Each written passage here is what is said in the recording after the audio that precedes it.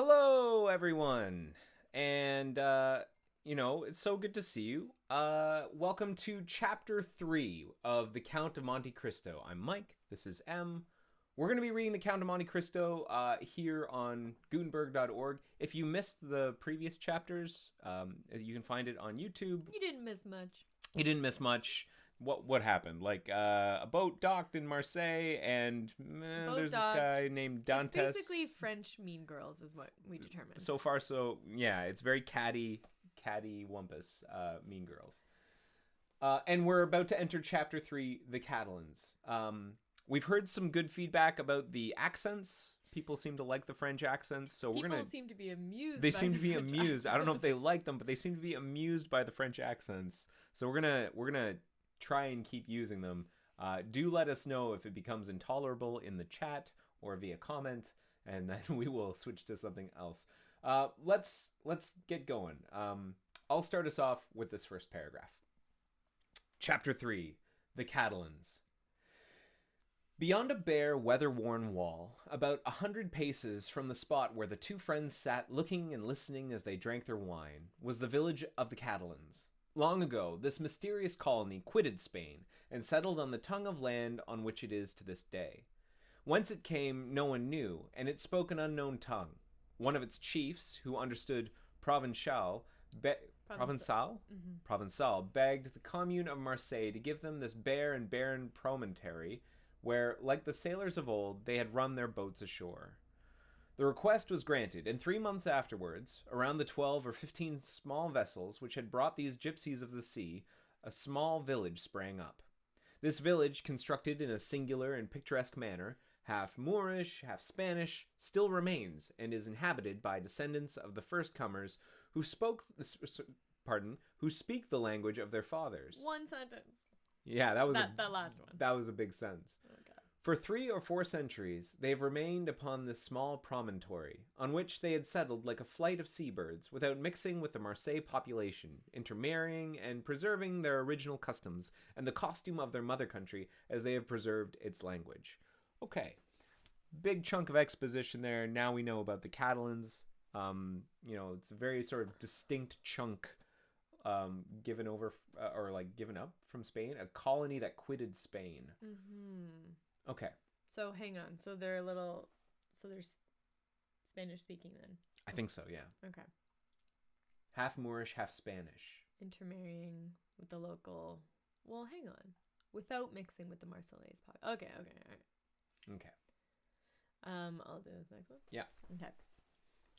Our readers will follow us along the only street of this little village and enter with us one of the houses, which is sunburned to the beautiful dead leaf color peculiar to the buildings of this country, and within coated with whitewash like a Spanish posada. This is Mercedes! Oh, shit. A young and beautiful girl with hair as black as jet, her eyes as velvety as the gazelle's. I'm sorry. What? First of all, by saying that the eyes are velvety, that's like, ooh, I want to touch them. Who is touching? No, that's like a velvety. This eyeball, velvety like a gazelle's. Alexander. She was leaning with her back against the wainscot, rubbing in her slender, delicately molded fingers a bunch of heath blossoms, the flowers of which she was picking off and strewing on the floor. Her arms, bare to the elbow, brown, and modeled after those of the Arlesian Venus, moved with a kind of restless impatience, and she tapped the earth with her arched and supple foot, so as to display the pure and full shape of her well-turned leg, in its red cotton, grey and blue clocked stocking. All right, getting kind of like sensual with the adjectives description here, yeah.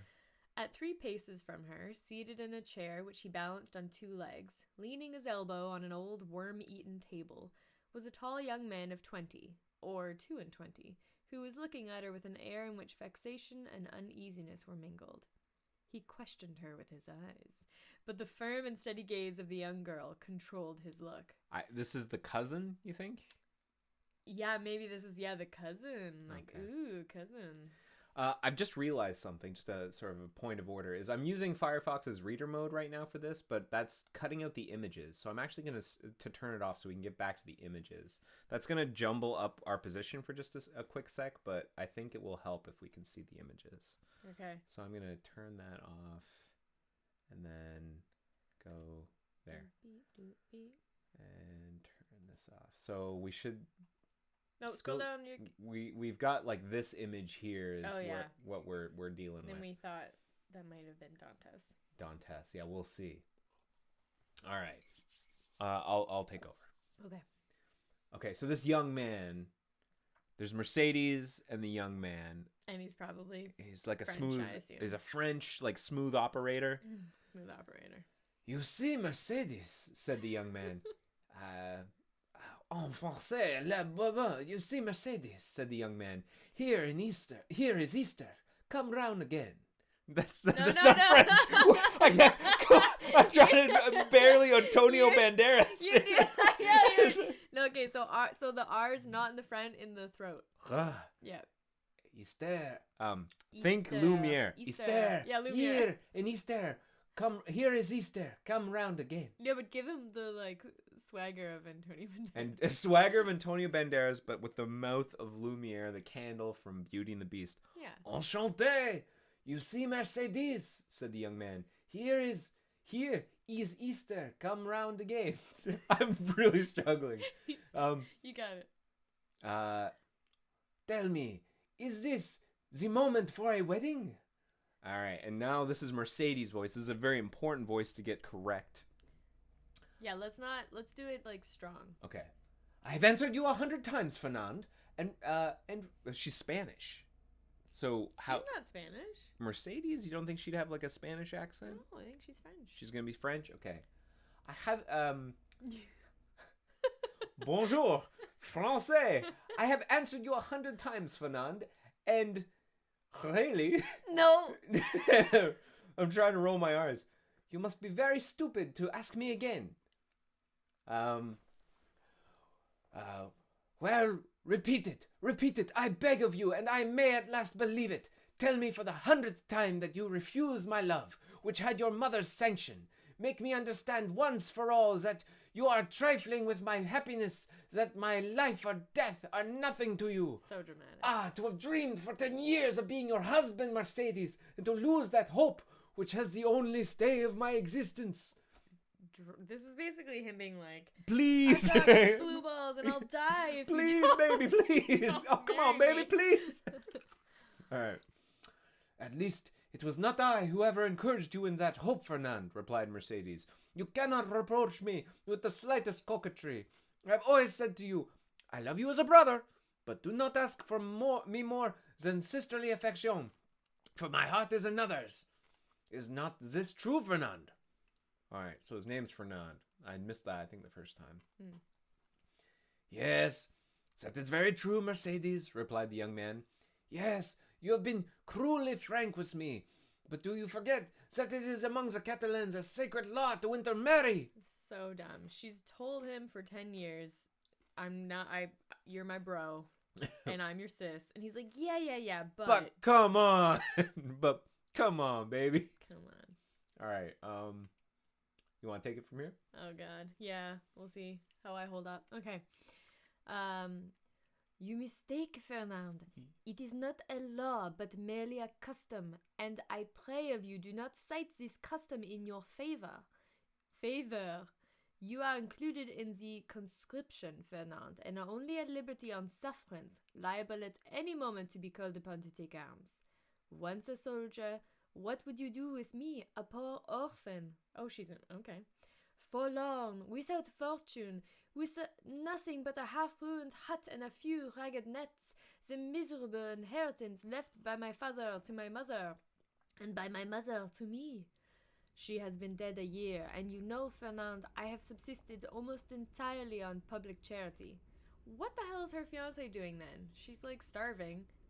Dantes gave his dad a bunch of money, and she's like, okay, whatever. I don't know how it works back then. Sometimes you pretend I am useful to you, and that is an excuse to share with me the produce of your fishing. And I accepted, Fernand. because you are the son of my father's... Oh, you are the son of my father's brother. What? This is like So, Game of Thrones. Yeah, very much a cousin. Like, it Like- was not figurative. like literal It was a cousins. literal cousin. Oh Okay. my god. Okay. Because we were brought up together, and still more because it would give you so much pain if I refuse. But I feel very deeply that this fish which I go and sell, and with the produce of which I buy the flax I spin, I feel very keenly, Fernand, that this is charity. Okay, a lot of information there. Yes. He's conscripted for war. He's a soldier, and he could get snapped up at a moment. I think she's trying a different tactic here. Like, why would you want me? I'm poor. Like, come on. Plus, I'm your cousin, but also I'm cool. I'm poor. Like, yeah, that cousin thing what would you doesn't want me? seem to be an argument that you're taking. Yeah, he seems so, fully aware. It's not like that. He was like, "Oh snap! All right, Yeah. good call" or anything. Yeah. So she's trying the. She's like, "I'm not worth it. Yeah. Please." And if it were, Mercedes, poor and lone as you are, you suit me as well as the daughter of the first shipowner or the richest banker of Marseille. What do such as we desire but a good wife and careful housekeeper, and where I can look for these better than in you? He's not buying it. No, he's not thinking with his brain. Fernand, answered Mercedes, shaking her head. A woman becomes a bad manager, and who shall say she will remain an honest woman when she loves another man better than her husband? Rest content with my friendship, for I say once more that is all I can promise, and I will promise no more than I can bestow. Yeah, where is It's very fair. Yeah, oh yeah. And where's Dantes is in like Fernand's calculations here? Like, is he expecting to break off this engagement? Fernand is like Dantes' weak sauce. Yeah, come with me, baby. He's not even worth mentioning. Hey, baby. Hey, baby. I understand, replied Fernand. You can endure your own wretchedness patiently, but you are afraid to share mine. Well, Mercedes, beloved by you, I would tempt fortune. You would bring me good luck. Wow. She's a talisman, apparently. Okay. And I should become rich.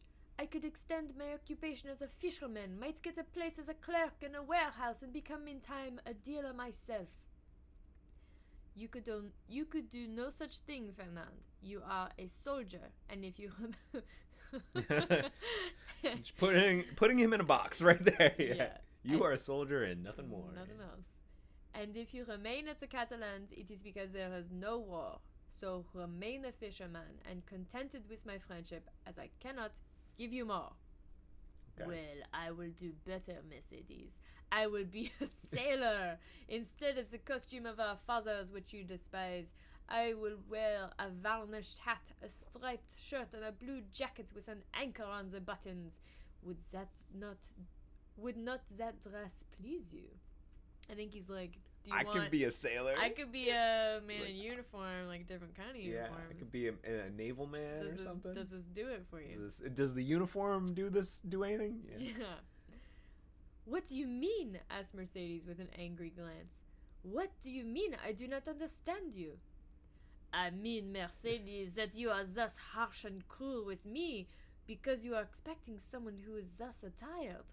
But perhaps he whom you await is inconstant, or if he is not, the sea is so to him. Is like, because maybe Dantes is late? Is that what he's saying? Like, maybe you're waiting for this guy, he's inconstant, or maybe it's just the sea, who knows, but he's not here. Yeah. Whereas I'm right here. Yeah. Take it away. I really like that your work on the accent. It's putting me to shame. I think yours is very Parisian. I'm going to go for French Canadian. Okay, go for it. All right, here we go. No, I can't do French Canadian. You can do it. I'm going to eat some eggs while you're doing do it. Cadbury eggs. This stream is brought to you not officially but unofficially by Cadbury Easter egg candies. Unofficially. Fernand, cried Mercedes. I believed you were good-hearted, and I was mistaken. Fernand, you are wicked to call to your aid jealousy and the anger of God. Yes, I will not deny it. I do await, and I do love him of whom you speak. And if he does not return, instead of accusing him of the inconstancy which you insinuate, I will tell him that he died loving me, and me only. The young girl made a gesture of rage. I understand you, Fernand. You would be revenged on him because I do not love you. You would cross your Catalan knife with his dirk. Girl, What? Is he Spanish? Also, was that a penis thing? I don't know. What's a dirk? It's a little dagger. Okay. That might be crossing a knife with a dirk. Yeah, okay. There might be Basically some like symbolism a there. dick Yeah. measuring contest. Yeah. What end would that answer? To lose you my friendship if you were conquered, and see that friendship changed into hate if you were victor. Believe me, to seek a quarrel with a man is a bad method of pleasing the woman who loves that man. It's a good point. No, Fernand, you will not thus give way to evil thoughts. Unable to have me for your wife, you will content yourself. Unable to have me for your wife, you will content yourself with having me for your friend and sister. And besides, she added, her eyes troubled and moistened with tears. Wait, Fernand. You said just now that the sea was treacherous, and he has been gone 4 months, and during these 4 months there have been some terrible storms. Fernand made no reply, nor did he attempt to check the tears which flowed down the cheeks of Mercedes, although for each of these tears he would have shed his heart's blood. But these tears flowed for another. So I think she got him. I think that speech is what did it. He arose, paced a while up and down the hut, and then suddenly stopped before Mercedes, with his eyes glowing and his hands clenched. Say, Mercedes, he said, once and for all, is this your final... He's like, all right, baby, this is it. You got to tell me, what do you really feel? Regis Philbin, Yeah. final answer. Is this your final determination? I love Edmond Dantes, the young girl calmly replied, and none but Edmond shall ever be my husband. This is like, very loyal, constant. I'm reminded of Penelope from the Odyssey here. What's sad is that Dantes does not, at least at first, did not appear to have the same level of like commitment. And someone reminded him. It's been 3 months. He's back on the boat. And someone's like, "Don't you have a fiance?" He was like, "Oh yeah. Oh yeah, I do. Let me go see my dad first, though." Yeah. All right. Also, I thought it was 3 years. Was that only 3 months? I think it was 3 months. Okay, that's not so bad. Okay. And you will always love him as long as I live. Fernand let fall his head like a defeated man. He heaved a sigh that was like a groan, and then suddenly looked her full in the face, with clenched teeth and expanded nostrils, said, "But if he is dead, but if he is dead, if he is dead, I shall die too. If he has forgotten you." And then, "Mercedes!" called a joyous voice from without. Oh, that timing. "Mercedes!" She's like, thank. Yeah, she's like, thank goodness. Like, the Saved by the Bell. "Ah!" exclaimed the young girl, blushing with delight and fairly leaping in excess of love. "You see, he has not forgotten me, for here he is." And rushing towards the door, she opened it, saying, "Here, Edmund, here I am." Fernand, pale and trembling, drew back, like a traveler at the sight of a serpent, and fell into a chair beside him. Edmund and Mercedes were clasped in each other's arms. The burning Marseille sun, which shot into the room through the open door, covered them with a flood of light. At first they saw nothing around them. Their intense happiness isolated them from all the rest of the world, and they only spoke in broken words. "Hamster! Belt! Backflip!" which are the tokens of a joy so extreme that they seem rather the expression of sorrow. Suddenly, Edmund saw the gloomy, pale, and threatening countenance of Fernand. Fernand? Yeah. Fernand? Fernand. As it was defined in the shadow. By a movement for which he could scarcely account to himself, the young Catalan placed his hand on the knife at his belt. So that was the guy in the picture. Yeah, that's Not the guy Danglars. lurking in the back, not Danglars. Yeah. All right, take it away. "Ah, your pardon," said Dantes, frowning in his turn. "I did not perceive that there were 3 of us." Bow chicka wow wow. Then, turning to Mercedes, he inquired, "Who is this gentleman?" Who's this guy? Who's this guy? Yeah, you want to explain this? "One who would be your best friend." I don't know. Mercedes Mercedes, that's some wishful thinking. Okay. For he is my friend, my cousin, my brother. I think she's like making it really clear. Yeah. It is Fernand, the man whom, after you, Edmund, I love the best in the world. Do you not remember him?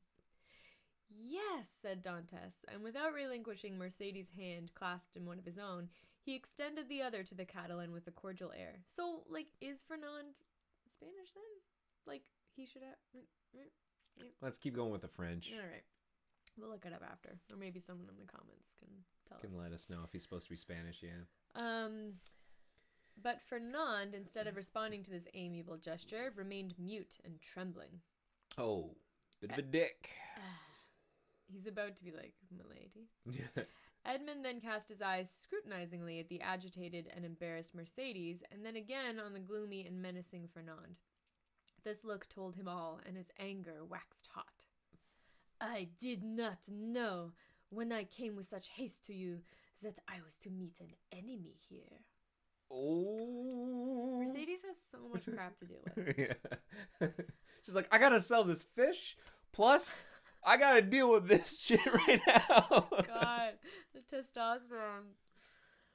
An enemy, cried Mercedes, with an angry look at her cousin. An enemy in my house, do you say, Edmund? If I believe that, I would place my arm under yours and go with you to Marseille, leaving the house to return to it no more. Fernand's eye darted lightning. And should any misfortune occur to you, dear... Oh, sorry. And... This is Mercedes. I thought it was Fernand. Okay. Fernand's eye darted lightning. And should any misfortune occur to you, dear Edmund, she continued with the same calmness, which proved to Fernand that the young girl had read the very innermost depths of his sinister thought. If misfortune should occur to you, I would ascend the highest point of the Cape de Morjou and cast myself headlong from it. Ooh, okay. That's a big card. Just full-blown suicide. That's all pretty, right. like, definitive. Yeah. Like, I would rather literally commit suicide than marry you, Fernand. Oof. Fernand became deadly pale. But you are deceived, Edmund, she continued. You have no enemy here. There is no one but Fernand, my brother, who will grasp your hand as a devoted friend. And at these words, the young girl fixed her imperious look on the Catalan, who, as if fascinated by it, came slowly towards Edmund and offered him his hand. His hatred, like a powerless though furious wave, was broken against the strong ascendancy which Mercedes exercised over him. Scarcely, however, had he touched Edmund's hand when he felt he had done all he could do, and rushed hastily out of the house. Just was like, nah, and then ran and just booked it. Yeah, I shook it. I shook his hand. I should. Yeah, such a child. Okay, it's all you. Oh, he exclaimed, running furiously and tearing his hair. Oh, who will deliver me from this man? Wretched, wretched that I am. Hello, Catalan. Oh, there's a voice. There's someone. Oh, it's Caderousse. It's Caderousse. What did we make him sound? Oh, Peter Falk. I'm gonna kill you. Excuse me. Hello, Catalan. Hello, Fernand. Where are you running to? Exclaimed a voice. The young man stopped suddenly, looking around him, and perceived Caderousse sitting at table with Danglars under an arbor. Well, said Caderousse, why don't you come? Are you really in such a hurry that you have no time to pass the time of day with your friends? All right. Particularly when they have still a full bottle before them, added Danglars. Fernand looked at... Danglars is this little guy. Even no, said, no oh, S, sorry, though. added Danglars. Sorry? No S. No, oh, Danglars. Fernand looked at them both with a stupefied air, but did not say a word. He seems besotted, said Danglars, pushing Caderousse with his knee. Are we mistaken? And this Dantes is triumphant Are we mistaken? And is Dantes triumphant in spite of all we have believed? Why, we must inquire into that, was Caderousse's reply, and turning towards the young man, said, Well, Catalan, excuse me, can't you make up your mind? Fernand wiped away the perspiration steaming from his brow and slowly entered the arbor, whose shade seemed to restore somewhat of calmness to his senses, and whose coolness somewhat of refreshment to his exhausted body. Oh, this is gonna be like they're all gonna get together. Yeah, and there plot. it's the conspiracy against Dantes here is building like a camaraderie of enemies of Dantes. "Good day," said he. "You called me, didn't you?" And he fell, rather than sat down, on one of the seats which surrounded the table. Seems pretty defeated. Caderousse. "I called you because you were running like a madman, and I was afraid you would throw yourself into the sea," said Caderousse, laughing. "Why, when a man has friends, they are not only to offer him a glass of wine, but moreover, to prevent his swallowing 3 or 4 pints of water unnecessarily." Fernand gave a groan, which resembled a sob, and dropped his head into his hands, his elbows leaning on the table. "Well, Fernand, I must say," said Caderousse, beginning the conversation with that brutality of the common people in which curiosity destroys all diplomacy, "you look uncommonly like a rejected lover." And he burst into a hoarse laugh. That's really good. That's a good The line. brutality of the common people in which curiosity destroys all diplomacy. So it's I feel like that's me You sometimes. just say what you gotta say. Yeah. "You look terrible. Like, yeah. You look like, uncommonly like a rejected lover." "Bah!" said Danglars. Sorry. "A lad of his make was not born to be unhappy in love. You are laughing at him, Caderousse." "No," he replied. "Only hark how he sighs." Come, Fernand," said Caderousse. "Hold up your head and answer us. It's not polite not to reply to friends who ask news of your health." "My health is well enough," said Fernand, clenching his hands without raising his head. You see, Danglars," said Caderousse, winking at his friend. "This is how it is. Fernand, whom you see here, is a good and brave Catalan, one of the best fishermen in Marseille, and he is in love with a very fine girl named Mercedes. But it appears, unfortunately, that the fine girl is in love with the mate of the Pharaon, and as the Pharaon arrived today, why, you understand." "No, I do not understand," said Danglars. "Poor Fernand has been dismissed," continued Caderousse. Why don't you take it from here? Oh my god. Okay. Wait, scroll up for a second. Okay. "Well, and what then?" said Fernand, lifting up his head and looking at Caderousse like a man who looks for someone on whom to vent his anger. "Mercedes is not accountable to any person, is she? Is she not free to love whomever she will?" "Oh, but if you take it in that sense," said Caderousse, "it is another thing. But I thought you were a Catalan." This is like a cross between Peter Falk and Owen Wilson. Yeah. Okay. "And they told me the Catalans were... No, I lost it. We're not... Excuse me. We're not men to allow themselves to be supplanted by a rival. It was even told me that Fernand especially, was terrible in his vengeance." Fernand smiled piteously. "A lover is never terrible," he said. Ooh. Poor fellow. This is really hard to do that nasal with the French, Yeah. remarked Danglars, affecting to pity the young man from the bottom of his heart. "Why, you see, he did not expect to see Dantes return so suddenly. He thought he was dead, perhaps, or perchance faithless. These things always come on us more severely when they come suddenly." "Ah, ma foi, under any circumstances," said Caderousse. I like how he's not French at all. Ma foi. Who drank as he spoke, and on whom the fumes of the wine began to take effect. "Under any circumstances, Fernand is not the only person put out by the fortunate arrival of Dantes, is he, Danglars?" "No, you are right, and I should say that would bring him ill luck." "Well, never mind," answered Caderousse, pouring out a glass of wine for Fernand, and filling his own for the 8th or 9th time, while Danglars had merely sipped his. "Never mind. In the meantime, he marries Mercedes, the lovely Mercedes. At least he returns to do that." During this time, Danglars fixed his piercing glance on the young man, on whose Caderousse's words fell like molten lead. On whose heart? Oh, on whose heart Caderousse's words fell like molten lead. "And when is the wedding to be?" he asked. "Oh, it is not yet fixed," murmured Fernand. "Yeah, no shit, it isn't." "No, but it will be," said Caderousse.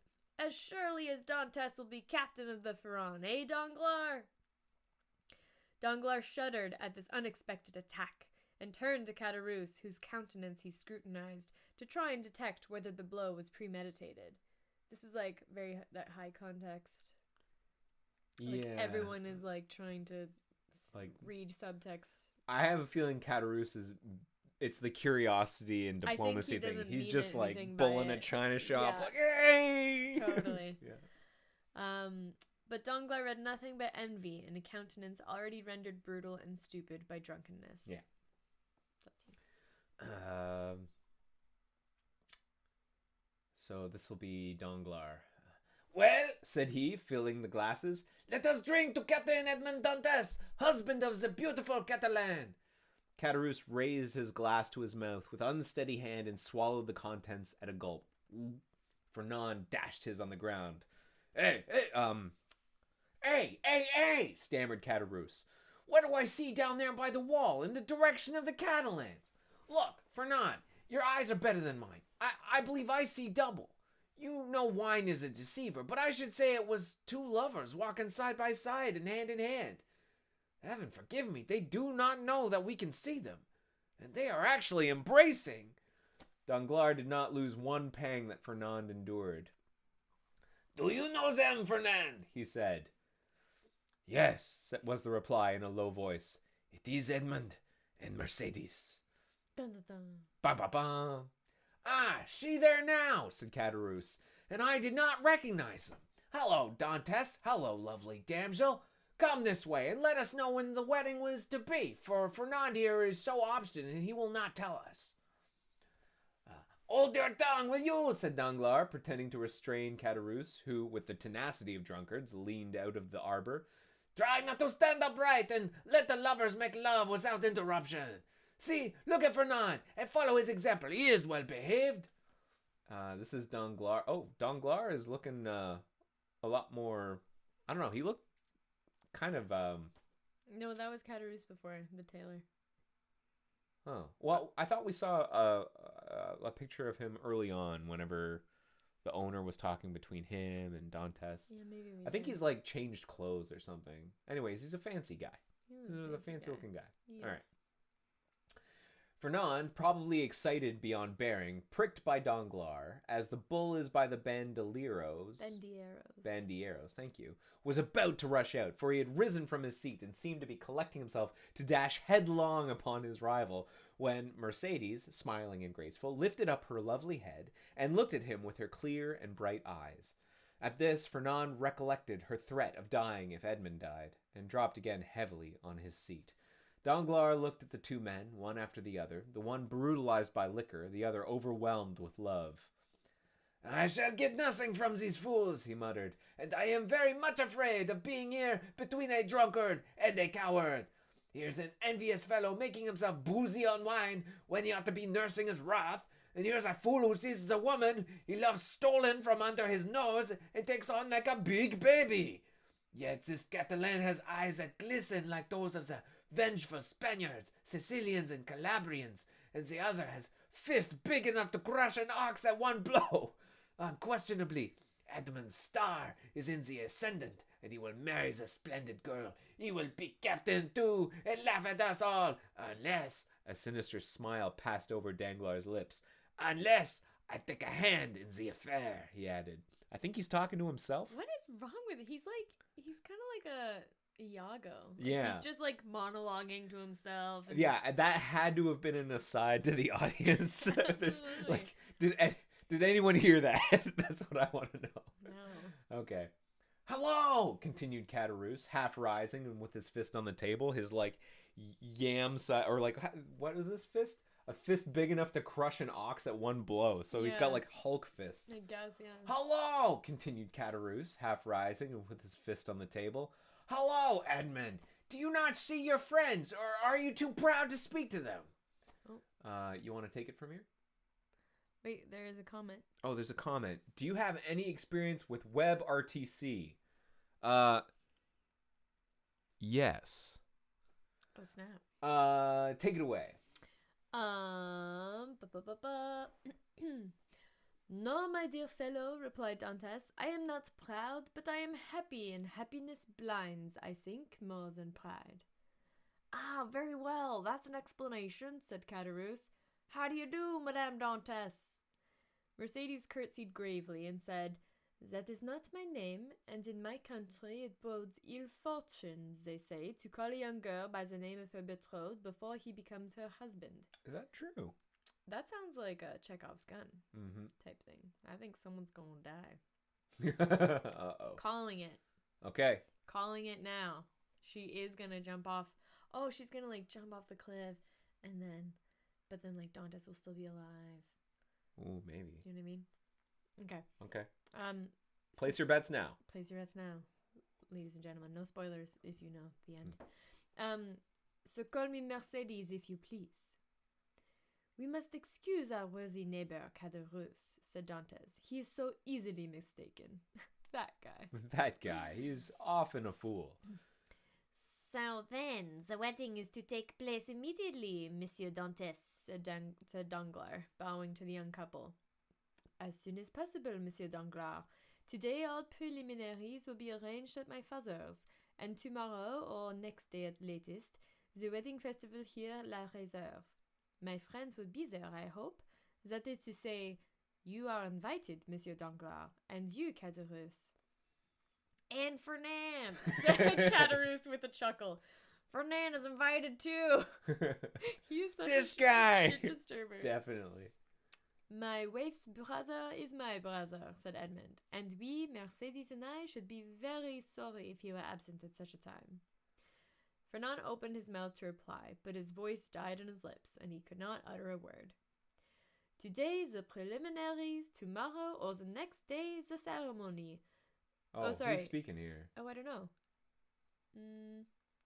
You're in a hurry, Captain. This might be Caderousse. Oh, maybe it's... I can't. Today the preliminaries, tomorrow or next day the ceremony. You are in a hurry, Captain. Danglars, said Edmund, smiling. I will say to you, as Mercedes just now said to Caderousse, do not give me a title which does not belong to me. That may bring me bad luck. He's also gonna die. Yeah. Your pardon, replied Danglars. I merely said you seemed in a hurry, and we have lots of time. The Pharaon cannot be underway again in less than 3 months. We are always in a hurry to be happy, Monsieur Danglars, for when we have suffered a long time, we have great difficulty in believing good fortune. But it is not selfishness alone that makes me thus in haste. I must go to Paris. Paris. Oh, Paris. Who's responding here? I think it's got to be Danglars. Okay. Ah, really? To Paris? And will it be the first time you have ever been there, Dantes? Yes. Have you business there? Not of my own. The last commission of poor Captain Leclerc. You know to what I allude, Danglars. It is sacred. Besides, I shall only take the time to go and return. Yes, I understand, said Danglars. And then in a low tone he added, to Paris, no doubt to deliver the letter which the Grand Marshal gave him. Ah, this letter gives me an idea, a capital idea. Ah, Dantes, my friend, you are not yet registered number 1 on board the good ship Pharaon. Then turning towards Edmund, who was walking away, a pleasant journey, he cried. Wow. Thank you, said Edmund with a friendly nod, and the two lovers continued on their way as calm and joyous as if they were the very elect of heaven. That's chapter 3 of the Count of Monte Cristo. What are your thoughts? What just happened? Oh my god. This was great. This was really nice. I feel like the characters, the personalities were well established in chapters 1 and 2. Yeah. And then I feel like we really got to play here. The relationship dynamics are hilarious. The dialogue is really good. Like, there's a lot of dialogue, but it's really good. Yeah. I can see this being like almost like a commedia dell'arte type thing. Yeah. Like everyone is such every character is just carved, like it's almost like a caricature in a way. Yeah, I know what you're saying. It does feel like stock characters. I feel like of all of the characters, the one that seems to be defined the least is actually Dantes. Like, but maybe that's on purpose. I think that's probably on purpose because that's the antagonist or the protagonist, and we're supposed to probably try and be that person. Mm-hmm. That's the person we're following, so they try and not define him too much, probably. But very interesting. So what have we established in this chapter? We've got Fernand's a bit D-bag. he's a bit of a D-bag. He's also really immature. He's a bit of a child. He's so immature because he's like legitimately sad. He's sad and he's just acting out. And he loves Mercedes. He won't take no for an answer. But she is like, she's playing the highest card in the deck, which is I will off myself. Yeah. If you take out Bernard. No, Edmund. Edmund, sorry, not Bernard. Edmund Dantes. I will just like hike myself off a cliff. Yeah. So obviously you don't want that to happen. So leave him alone. Yeah, she's got a lot of.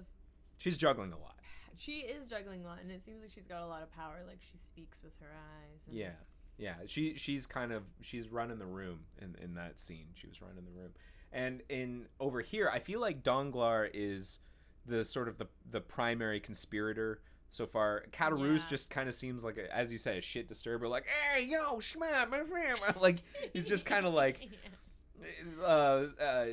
he's almost a comic relief character. Mm-hmm. At least that's what we're turning him into. But like he seems less dangerous, whereas Danglars, I think, is the one who's got like the deepest resentment. Yeah. And him combined with Fernand, I think, is where a lot of the danger is going to come from. Yeah. For What's him. funny though, just going back to like, there's all this subtext happening and everyone's trying to see what everyone else is doing. Like, the men seem to not trust any of the other men. Yeah. But they seem to feel that they know exactly what Mercedes is thinking. Interesting. Which is funny, right? They're like, maybe it's because they think, I don't know if it's like a sexist, like they're like, oh, she's so simple. Or if it's like, oh, it doesn't matter what she's thinking, I'll do whatever I want. But no one's like, what is she thinking? Yeah. What do you think, Mercedes? They're all trying to figure out what the other dudes are saying. Yeah. Which is funny. She's more of a pawn, like she's a token on the playing board rather than a player on the playing board. Something that someone brought up, one of my colleagues, and we're gonna pause the stream. We're gonna take a little bit of a break in a moment, but I just want to point out that something one of my colleagues pointed out about this story is that the Count of Monte Cristo apparently was one of the first stories to have like kind of cliffhangers at the end of chapters. So it was done periodically, where like a chapter would come out in a periodical, like, I don't know, it was a magazine or something. Yeah, sure. Every week or every month, or like semi-regularly. Yeah. And Alexandre Dumas, one of his innovations was to like have a cliffhanger at the end, so that people want to know, like, oh, what's Dantes gonna do? You know, like, it's totally like screwed. It's very much like, yeah, cliffhanger-y. Yeah, like almost like a soap opera, like, yeah. Bum, bum, bum. Yeah. Tune in next time. Exactly. On the next episode. So the next chapter is called Conspiracy. We're gonna take about a 5-minute break, and then we will start on chapter 4. So tune in in 5 minutes. Thanks all.